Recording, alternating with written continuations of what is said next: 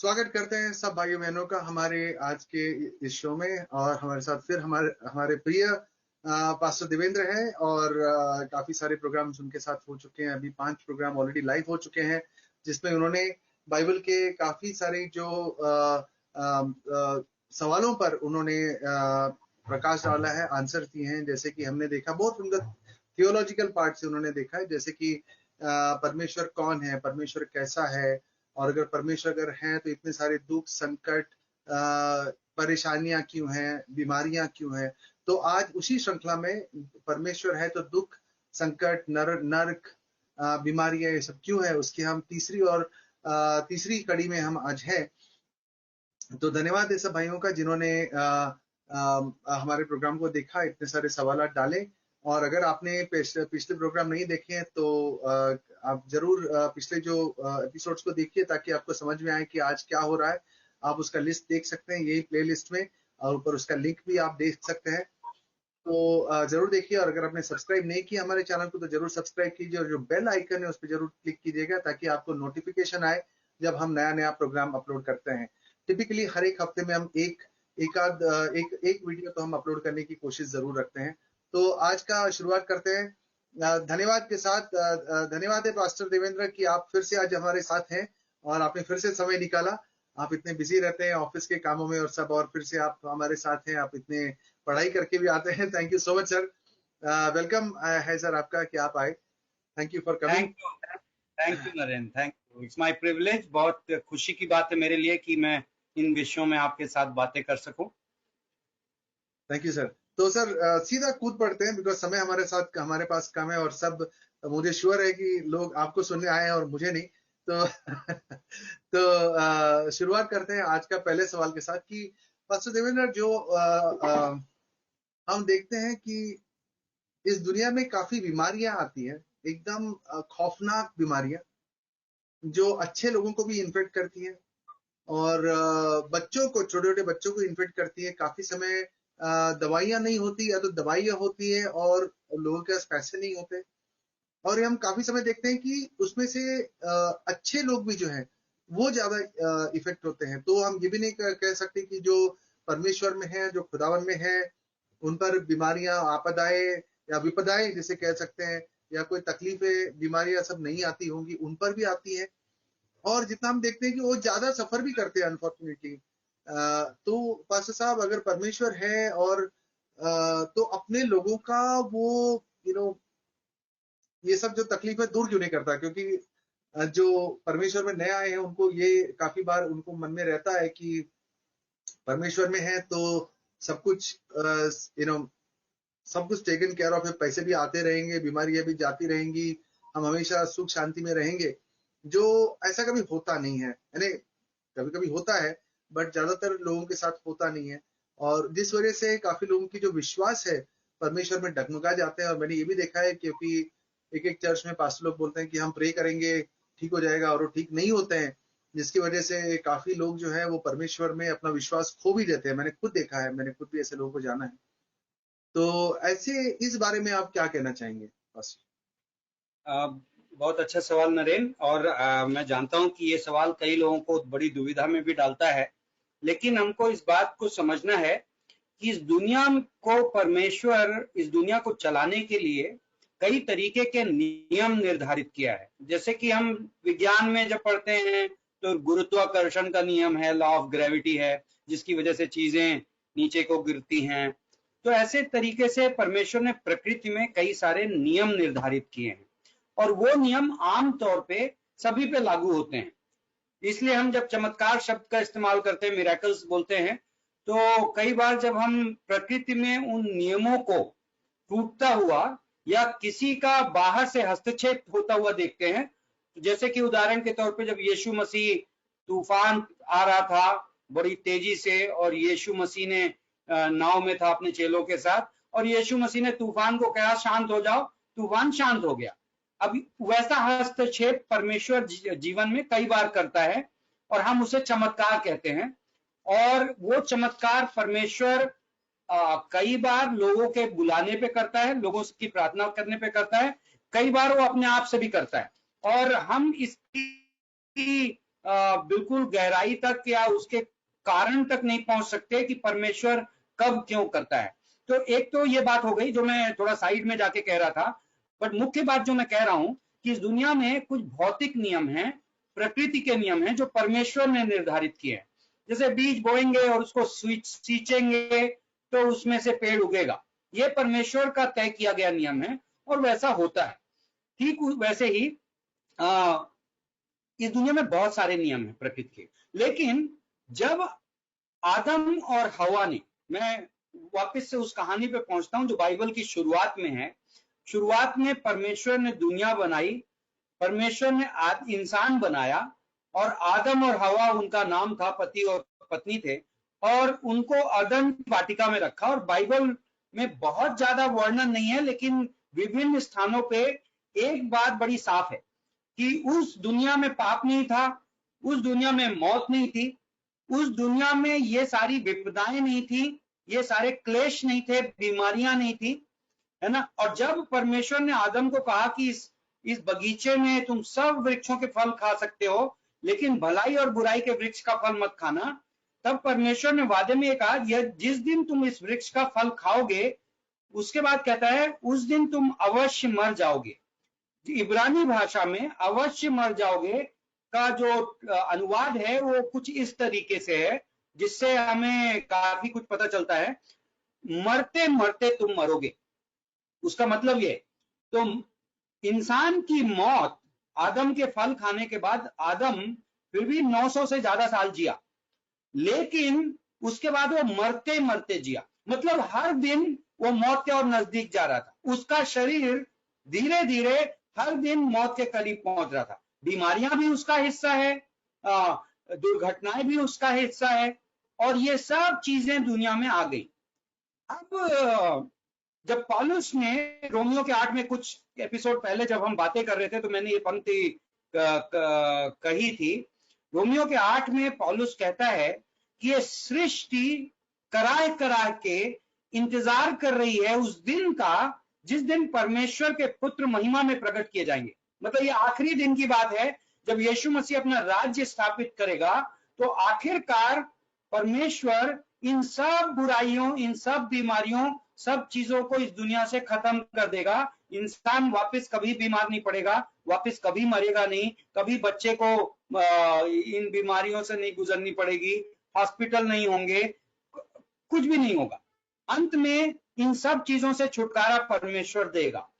अब हम आते हैं बीच में, जिस जगह पे हम यहाँ पे हैं, तो कई बार हम अनुभव करते हैं ये चीजें और हम उन अनुभवों से गुजरते हैं, और हम सबको ये समझना है कि ये अनुभव उस पापी स्वभाव और उस पापी पाप के परिणाम को भुगत रही इस सृष्टि का परिणाम है, और इसलिए हम सब गुजरते हैं। किसी को उसका ज्यादा हिस्सा मिल जाता है, किसी को उसका कम हिस्सा मिल जाता है। परमेश्वर धर्मी परमेश्वर है। परमेश्वर हम सबसे प्रेम करता है। परमेश्वर ये चाहता है कि आखिरकार हम ऐसी एक दुनिया में जिए जहां हमें इन सब चीजों से ना गुजरना पड़े, और उस चीज का उसने पक्का इंतजाम कर दिया है। यीशु मसीह के नाम पर विश्वास करके हर व्यक्ति उस उद्धार का हकदार बन सकता है, उस अनंत जीवन का हकदार बन सकता है, कि वह आदमी उस दुनिया का अनुभव करेगा जहां पे पाप, मौत, बीमारी कुछ भी नहीं होगा। इस वक्त परमेश्वर ने हमें पूरा हल नहीं दिया है। परमेश्वर ने हमें कुछ चीजें जरूर बताई हैं। परमेश्वर ने यह कहा है कि जब दुख से गुजरो तो प्रार्थना करो, प्रार्थना करो ना। अब प्रार्थना करने का मतलब यह नहीं है कि हर प्रार्थना का उत्तर परमेश्वर उसी तरीके से देगा।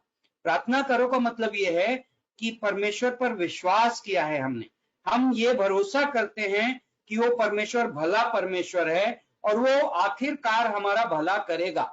चाहे तो जो बच्चा मर गया, मान लो उदाहरण के लिए कोई बीमारी में मर गया, लेकिन वो बच्चे को स्वर्ग ले जाने के लिए परमेश्वर ने रास्ता तैयार किया है। तो एक दिन वो बच्चा बिना बीमारी के, बिना तकलीफ के जीवन का अनुभव कर पाएगा। हमें कई बार वो उत्तर हो सकता है संतुष्ट ना करें, क्योंकि हमारी नजर सिर्फ इस दुनिया पे होती है, लेकिन परमेश्वर की नजर पूरी तस्वीर पे है। और उस पूरी तस्वीर में वो आखिरकार हमारी सबकी भलाई करता है। पास्टर साहब, आपने काफी अच्छा जवाब दिया एंड आपने बहुत अच्छी तरह से बैलेंस भी कर दिया कि बाइबल में क्या लिखा है और हकीकत में भी उसका हम उसका परिणाम परिणाम देख सकते हैं। और हम बहुत ही आशीषित है कि हमारे पास वो सेटिस्फैक्शन है कि जब हमारा अंत होगा इस धरती पर तो हमारा अंत अंत नहीं होगा, हम फिर से मिलेंगे परमेश्वर की गोद में। तो धन्यवाद है परमेश्वर का उसलिए। और तो अगले सवाल पे आते हैं। तो पास्टर साहब, अभी हम देखते हैं कि बहुत सारे नैसर्गिक विपदाएं भी होती है ना, ट्रेजेडीज जिसको बोलते हैं। नैसर्गिक होते हैं ना, किसने कराया नहीं। ये भी हो सकता है कि मनुष्य की कामों की वजह से हो सकता है, जैसे कि तूफान आता है, बाढ़ आती है, सुनामी आती है, भूकंप आते हैं। और कभी कभी आग लग जाती है, कहीं पर कहीं एक्सीडेंट हो जाता है बिना किसी के तक जानबूझ के किए, तो फिर उसमें भी लोग मर जाते हैं, अच्छे लोग मर जाते हैं। तो फिर परमेश्वर वो सब एटलीस्ट अपने लोगों को विपदाओं से तो बचा लेना चाहिए। कि बोलते हैं कि अरे वहां पर चर्च था, काफी बार चर्चेस भी बर्बाद हो जाते हैं। हाँ, काफी बार ऐसे भी होता है कि एक आध चर्च बच जाते हैं, जिसके बारे में हमको पढ़ने को मिलता है, जैसे सुनामी आ जाए, बाढ़ आ जाए। बट ये सब जो नैसर्गिक विपदाएं हैं उसमें चर्चेस को भी इफेक्ट होता है, चर्च के लोगों को भी इफेक्ट होता है। तो फिर उसको हम कैसे समझे कि ऐसे क्यों हो रहा है और परमेश्वर ने ऐसे क्यों होने के लिए दिया। यस। सो मैं बाइबल में आज पढ़ रहा था नरेन, एक हिस्से को, जब नूह ने जल प्रलय में शामिल हुआ।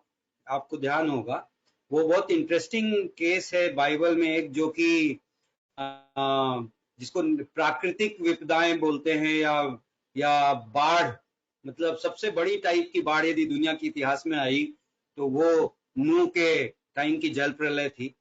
और उसमें इनफैक्ट परमेश्वर ने सारी दुनिया को नष्ट हो जाने दिया, दुनिया के सारे लोगों को। नोहा और उसकी पत्नी और उसके 3 बेटे और उनकी पत्नियां, ये 4 एक हिसाब से परिवार, या एक परिवार के 4 दंपति ये बचाए गए, और दुनिया के सब तरीके के जानवर बचा लिए गए उसमें। आखिर में जब जल प्रलय खत्म होने को आया तो वहां पे एक पंक्ति है बाइबल में, और वो कहता है कि उसके बाद परमेश्वर ने एक हवा भेजी और उस हवा की वजह से जल प्रलय कम हो गया। तो मैं अपने श्रोताओं को का ध्यान एक दिशा में ले जाना चाहता हूं, और वो दिशा ये है कि इस दुनिया में, आज दुनिया जिस कंडीशन में है, चाहे वो इंसान के लालच की वजह से, चाहे वो इंसान की करनी की वजह से, चाहे वो प्राकृतिक क्षति की वजह से। कई बार ऐसा है कि ये इवन विज्ञान भी ये बोलता है कि विज्ञान जो थर्मोडायनामिक्स का सिद्धांत है, दूसरा सिद्धांत, कि ये दुनिया धीरे धीरे अस्त व्यस्त होती जा रही है। जो अस्त व्यस्तता जो होती है, जो रैंडमनेस है इस दुनिया की, वो बढ़ती जा रही है, और एनर्जी जो ऊर्जा है वो कम होती जा रही है। मतलब इसका कहने का है कि धीरे धीरे जैसे हर चीज की पावर कम होगी और हर चीज नष्ट होने की ओर बढ़ेगी।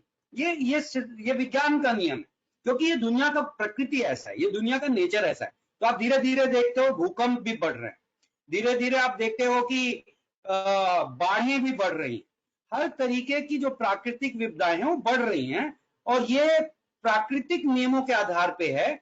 और जैसा आत्मिक तौर से, जैसे हमने कहा कि ये दुनिया मरते मरते मर रही है, तो ये दुनिया एक अंत की ओर अग्रसर है, और हम सब उसका हिस्सा हैं, हम सब उसके प्रभाव से गुजरते हैं। सो अब सवाल ये है कि परमेश्वर रोकता क्यों नहीं है।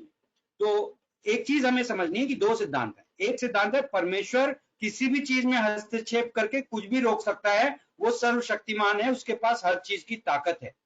लेकिन दूसरी तरफ परमेश्वर ने इस दुनिया में कुछ नियम बनाए हैं, और परमेश्वर ने इंसान को इच्छा शक्ति दी है, निर्णय लेने की क्षमता दी है, और परमेश्वर ये आशा करता है, उम्मीद करता है इंसान से कि वो इस दुनिया में इंसान सही निर्णय ले, सही तरीके से इस दुनिया को चलाए। अब इन दोनों का बैलेंस है, तो इसलिए परमेश्वर हर वक्त हस्तक्षेप नहीं करता है, वो उन्हीं नियमों के आधार पे इंसान को जीने देता है परमेश्वर ने इंसान को यह बुद्धि दी। आज जो डैम बनाए, बांध बनाए दुनिया में, या सड़कें बनाई, वो भी इंसान नहीं बनाए। वो क्षमता इंसान को किसने दी? परमेश्वर ने दी। तो इसलिए परमेश्वर पूरी तरीके से हस्तक्षेप नहीं करता है, परमेश्वर पूरी तरीके से इन चीजों को नहीं रोकता है। लेकिन जो बात मैं कह रहा था वो ये है हम सबको सोचने के लिए कि क्या ये संभव है, क्या ये संभव है कि जितना हम सोचते हैं उससे ज्यादा क्षति परमेश्वर ने रोक रखी है। हम तो सिर्फ ये देखते हैं कि ये विपदा कहां से आ गई, हम ये नहीं देखते कि वो विपदा और भी कई मौकों पे आ सकती थी और नहीं आई। कितने बाढ़ परमेश्वर ने रोके हैं, कितने अकाल परमेश्वर ने रोके हैं। उस नूहा वाली कहानी जो मैं बोल रहा था, उस नूहा की कहानी में नूहा जाके परमेश्वर के पास आखिर में भेंट लेके भेंट चढ़ाता है और परमेश्वर उस भेंट की खुशबू सूंघता है। उसके बाद परमेश्वर नूहा से एक वाचा बांधता है और वो कहता है मैं आज के बाद इंसान को इस धरती से कभी भी हमेशा के लिए नष्ट नहीं करूंगा। तो ये परमेश्वर का वादा था। जो मैं कहने की कोशिश कर रहा हूं वो ये है कि हम जो ये एज्यूम करते हैं कि परमेश्वर ने नहीं रोका, मैं ये जानता हूं बाइबल के हिसाब से परमेश्वर की भलाई को ध्यान में रखते हुए मैं ये मानता हूं कि परमेश्वर ने कई बार रोका है, और चूंकि वो रोका है तो हम उसे नजरअंदाज कर देते हैं और हम उसे गिनती में नहीं लेते। सिर्फ हम उस घटना को देखते हैं जो हो गई, और उस एक घटना के सामने कितनी सैकड़ों घटनाएं होंगी जो परमेश्वर ने रोकी हैं। आखिरकार इन सब के बावजूद यस मैं मानता हूं कि कई बार जो निरीह आदमी जिसने कोई गलती नहीं की है वो उन घटनाओं के चपेट में आ जाता है। यस मैं मानता हूं, यस लोग मर जाते हैं जो निरपराध होते हैं। अपराधी कई बार बच जाता है। किसी ने खुदाई की और मिट्टी निकाली और पत्थर निकाल दिए और नदी में बाढ़ आई, तो किसी ने व्यापार के लिए फायदा उठाया लेकिन उस नदी में बाढ़ आई तो बेचारा गांव वाला मर गया। तो ऑफ कोर्स इस दुनिया में ऐसा होता है। लेकिन यही बात बहुत ही इम्पोर्टेंट है। मुझे भी काफी बार पहले खटता था कि वहां पर जो रिश्वतखोरों ने, गवर्नमेंट के जो घूसखोरों ने पैसे बनाने के लिए कितने लोगों की जानें ले ली, तो उसका फिर कैसे होता है। कितने, जैसा भी महाराष्ट्र में भी हुआ था 2-3 साल पहले, बाढ़ आई और 2 बस भर के लोग उसमें चले गए, मर गए। 70 लोग मर गए, 70 से भी ज्यादा होंगे क्योंकि दो बस भर के लोग थे। और वहां पर वही गवर्नमेंट की रिपोर्ट को थोड़ा रफा दफा कर दिया गया बिकॉज पहले से वार्निंग मिल चुकी थी कि ब्रिज खराब है। तो फिर उसका और वो जो जिसने पैसे खाए वो तो बच गया। करेक्ट उसको हम कैसे देखेंगे? तो इन सवालों के उत्तर 2 लेवल पे हैं। पहला लेवल है व्यक्तिगत लेवल, कि जो व्यक्ति उस दुर्घटना से गुजरा, उस मुसीबत से गुजरा और जिसका नुकसान हुआ, उस व्यक्ति के लिए मेरी बाइबल की ओर से और परमेश्वर की ओर से ये सलाह और ये शिक्षा है कि बाइबल बताता है कि हर वो दुख जिससे आप गुजरते हो इस दुनिया में, अब पौलुस प्रेरित ने लिखा कि वो क्षण भर का जो दर्द है, क्षण भर की जो तकलीफ है, वो आपके लिए अनंत में महिमा पैदा करेगा। लेकिन एक बहुत जरूरी बात है, वो हर व्यक्ति के लिए, वो दर्द आपके लिए एक घंटी है। वो घंटी इस चीज की है कि मैं ये नहीं कह रहा हूं कि आपने गलत किया इसलिए दर्द आपके पास आया है, वो कर्मों का सिद्धांत है। कई बार हम गड्ढा खोदते हैं तो हम उस गड्ढे में गिरते हैं, होता है, लेकिन कई बार हम दूसरे के खोदे गड्ढे में भी गिर पड़ते हैं। मुद्दा ये है कि हम गड्ढे में गिरे हैं, ये रियलिटी है, चाहे वो गड्ढा मैंने खोदा, चाहे वो गड्ढा किसी और ने खोदा। और गड्ढे में गिरा होना, ये सच्चाई हमारे लिए इस बात की घंटी है कि हमें परमेश्वर की जरूरत है, हमें परमेश्वर को जानने की जरूरत है।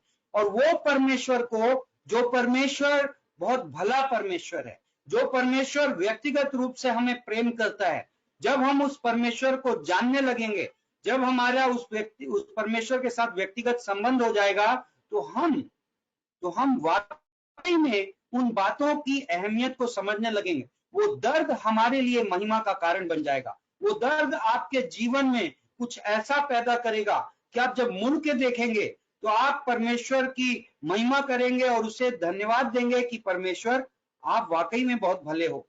आपने जो जो दुश्मनों ने गड्ढा मेरे नुकसान के लिए खोदा था, वो आपने मेरे लिए भलाई में बदल दिया। और ऐसा कई बाइबल में लेखकों ने कहा था, और वो आप भी कहोगे। तो ये तो व्यक्तिगत लेवल का आंसर है।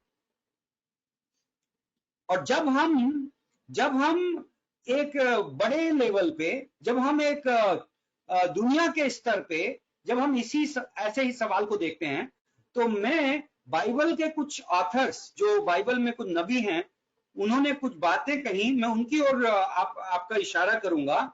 तो अय्यूब नाम का आदमी था, जोब, जिसके की साथ बाइबल में बहुत ही गलत हुआ। वो बहुत भला आदमी था, और उसके साथ एक के बाद एक विपदाएं आ गई। उसके खेत जल गए, उसको बच्चे मर गए, उसको बीमारी हो गई, वो ऑलमोस्ट मरने पे आ गया। उसके दोस्त उसकी बुराई करने लगे, उसकी इज्जत जो समाज में थी वो चली गई। और ऐसी हालातों में वो आदमी, वो परमेश्वर का भक्त था, तो परमेश्वर से भी बहस कर रहा था कि प्रभु आखिर आपने ऐसा क्यों किया मेरे साथ। और उस बहस के दौरान, और बहुत अद्भुत कहानी है, और यदि जिन लोगों ने पढ़ी होगी उन्हें ये पता है कि उस कहानी के पहले अध्याय और आखिरी अध्याय में उस कहानी का जो सूत्र है वो है, पहले अध्याय में ये बताया है कि शैतान उन सब घटनाओं के पीछे था, और आखिरी अध्याय में ये बताया है कि आखिरकार परमेश्वर अय्यूब के जब के व्यवहार से खुश हुआ, और परमेश्वर ने उसे आशीषों से भर दिया वापस। लेकिन उस कहानी के बीच में एक जगह पे अय्यूब एक सवाल पूछता है, अय्यूब के 21वें अध्याय में। और अय्यूब का सवाल कुछ वैसे ही है। अय्यूब परमेश्वर से यह पूछता है, परमेश्वर ये बुरे लोग क्यों मजे कर रहे हैं? अद्भुत सवाल है, राइट? कई लोगों के दिल में ये सवाल होगा। प्रॉब्ली नरेन, आप कुछ कहना चाहते हो? हाँ, नहीं, वो तो रहता है सर जी सबको कि यार मैंने इतना मेहनत किया और कोई आके लूट के चला गया। कितने लोगों को हम देखते हैं, एकदम गरीब लोग होते हैं, और जो कैसे कैसे इंसान होते हैं, जो छोटी मोटी अमाउंट्स के लिए भी उनको टोपी लगा देते हैं, उनका नुकसान हो जाता है। तो ये सब भी हमें देखने को मिलता है। बट आपने एक अच्छी बात कही पास्टर साहब की, जो जैसा किसी और ने किया होगा गलत काम के लिए, बट परमेश्वर उसको अच्छाई के लिए यूज करता है। ये जो वर्ड्स है, ये यूसुफ बोलते हैं, जोसेफ, जो एक बार जब उन्हें बेच दिया जाता है, सबको लगता है मर गए, फिर उसको मिस्र के देश में चले जाते हैं। वहां पर वो मिस्र देश में राजा के नेक्स्ट लेवल पे आ जाता है, और जब उसके पूरे भाई बंधु उससे मिलने आते हैं और रोते हैं, गिड़गिड़ाते हैं, माफी मांगते हैं, तब बोलते हैं कि कोई नहीं, ये तो आपने मेरे लिए किया गलत के लिए, बट परमेश्वर ने इसे अच्छाई के लिए यूज किया। मुझे वर्ष याद नहीं है तो मैं बता नहीं सकूंगा, बट अब मैं इसको वर्ष स्क्रीन पे डाल रहा हूँ। तो यही है। और सब वो, अगर आप आपने नोटिस किया होगा कि उसके साथ जो बुराई होना शुरू हुआ यूसुफ का, और अंत में उसके साथ अच्छाई होने तक 17 साल गुजर गए। 17 years वो तकलीफों में, ऐसे तकलीफों जो उसकी वजह से था भी नहीं। वहां पोटीफार की वाइफ ने उसे जेल में डाल दिया, बाद में जेल में भी किसी की भलाई करने गया, वो भी उसको भूल गया। यही सब करते करते करते 17 साल निकल गए। और वो बिना चूके, उस समय तो बाइबल भी नहीं था कि पढ़ के उसमें सांत्वना पाए, ना ही चर्च था कि वो वहां पे वो चर्च में अटेंड करें। बट उसने परमेश्वर के वचन में विश्वास किया, और 17 साल के बाद उसे अच्छाई दिखाई दी उसमें। तो अच्छी बात कही सर। या please go on sir, please go on. बिल्कुल। सो इनफैक्ट आप जो कह रहे थे, मैं उसमें एक बात और जोड़ूंगा कि कई बार कई इंसान शायद उस अनुभव से गुजर रहे हो सकते हैं, जो कि ऐसे ही किसी अनुभव से कि देखो मैं तो इतने टाइम से इसमें हूं, अभी तक परमेश्वर, मैंने तो बहुत इंतजार किया, अब तक तो परमेश्वर ने करना चाहिए था, भलाई में बदल देना चाहिए था, लेकिन मेरे लिए अभी तक भलाई में नहीं बदला। उन लोगों के लिए मैं एक बात कहना चाहता हूं, हम सारे के सारे लोग बड़े रिलीजियस माइंडसेट के होते हैं, बड़े धार्मिक प्रवृत्ति के लोग होते हैं। हमने बचपन से ना धर्म सीखा है। धर्म हमें क्या सिखाता है? करो, तपस्या करो, बहुत बिल्कुल सब कुछ अपना बलिदान कर दो, बाद में परमेश्वर आपको भला करेगा। लेकिन जो सिद्धांत की हम बात कर रहे हैं वो ये सिद्धांत नहीं है। वो जो बलिदान वाले सिद्धांत या तपस्या वाले सिद्धांत में क्या है कि आप अपनी ताकत के हिसाब से चुनते हो कि आप कितनी तपस्या करोगे। तो क्या होता है हम करते हैं तपस्या। हम बोले कोई आदमी सुबह सुबह उठता है, ठंडे पानी में डुबकी लगाता है, बिल्कुल कड़ाके की, और सोचता है कि बस मेरी तपस्या हो गई। कोई आदमी नंगे पांव निकलता है, किलोमीटर जाता है, कोई तीर्थ यात्रा करता है। कोई आदमी पूरा दिन भर का उपवास रखता है, 40 दिन उपवास रखता है। ये सब धार्मिक प्रवृत्ति है, धर्म हमको सिखाता है। धर्म हमको इसमें क्या है, मैंने किया, मैंने चुना बलिदान क्या करना है, और फिर मैंने किया, अब परमेश्वर को मुझे आशीष देना पड़ेगा। परमेश्वर की योजना बिल्कुल अलग है। परमेश्वर की योजना एक संबंध भरी योजना है। वो पिता है, हम पुत्र हैं। और जो ड्राइवर की सीट है, जहां पे निर्णय लेने वाला जो काम है, वो करता है। मतलब आपकी जो ये बुरा समय है जिससे आप गुजर रहे हो, जो आपको बहुत लंबा लग रहा है, उसकी सीमा मैं और आप नहीं तय कर सकते। वो सिर्फ वो जब बुराई पलट के भलाई में बदली जाएगी, वो समय यदि हमें पहले से पता रहेगा तो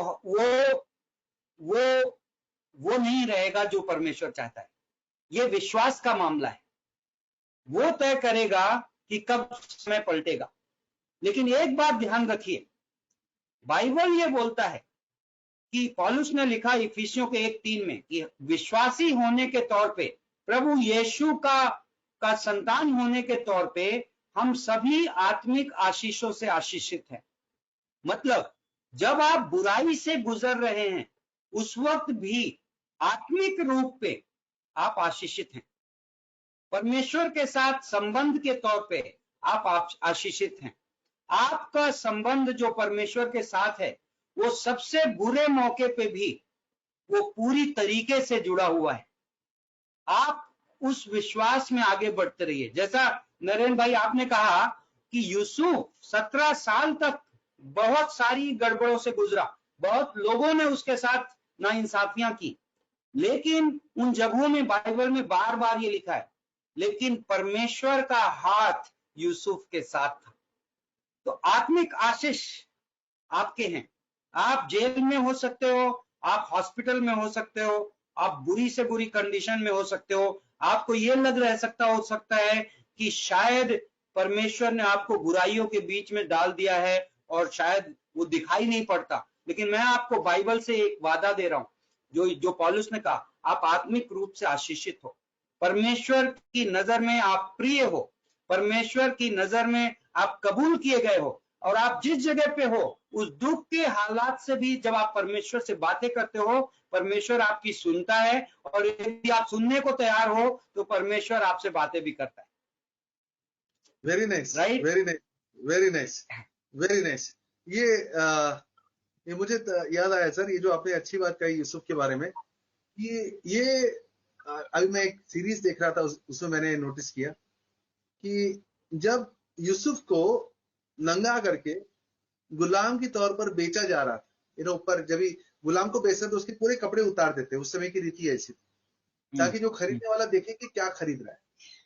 राइट, यानी एक पिता का लाडला बेटा जिसको अपने पिता ने ऐसे सर पे रखा हुआ था, अब नंगा खड़ा है और 50-500 लोग उसको देख रहे हैं और उस पर बोली लगा रहे हैं, इसको हम खरीदेंगे। और उस समय अभी मुझे वर्ष याद नहीं है, मैं वर्ष डाल रहा हूं स्क्रीन। परमेश्वर, वहां पर भी लिखा है कि परमेश्वर उसके साथ था, और वहां पर भी लिखा है उस समय पर जब उसे बेचा जा रहा था, और उस समय भी लिखा है कि परमेश्वर ने उसमें एक प्रॉस्परस बंदे को देखा। प्रॉस्परस अभी हिंदी में कैसे कहेंगे सर? खुशहाल, खुशहाल, खुशहाल। हाँ, उसमें भी एक बंदे, इसको यूसुफ को परमेश्वर ने जब उसको बेचा जा रहा था गुलाम के तौर पर, तब भी यहाँ ऐसे लिखा गया है कि परमेश्वर ने एक खुशहाल व्यक्ति की तौर से उसे देखा है।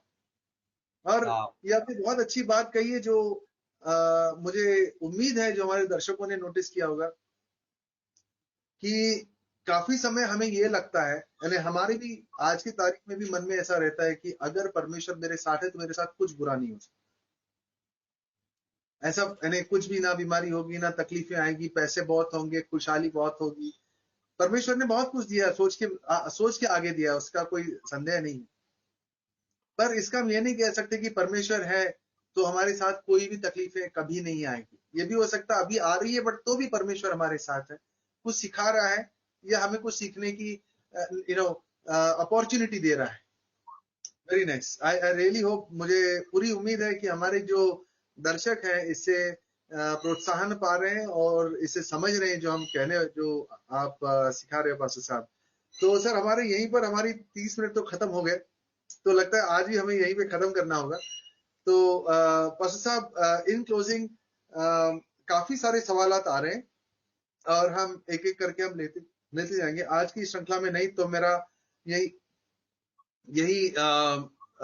रिक्वेस्ट रहेगा जो हमारे दर्शकों से कि एपिसोड देखिए, उसे लाइक सब्सक्राइब कीजिए, कमेंट कीजिए। कमेंट सेक्शन में आप अपना कोई सवाल डाल सकते हो, या जो अपना हमारे स्क्रीन पर जो आपकी स्क्रीन पर जो हमारा ईमेल एड्रेस दिख रहा है ready2sakshi@gmail.com, उस पर अपने सवाल डालिए और हम उसको जरूर हम जवाब देंगे। तो पास्टर साहब, थैंक यू सो मच कि आज आपने फिर से हमारे लिए समय निकाला। थैंक यू सो मच, मुझे बहुत ही खुशी हुई आपके साथ फिर से इंटरेक्ट करते हुए। तो अगले एपिसोड में फिर से मिलेंगे पास्टर साहब। Take care, God bless you. Thank you Naren, thank you, God bless you. Thank you sir.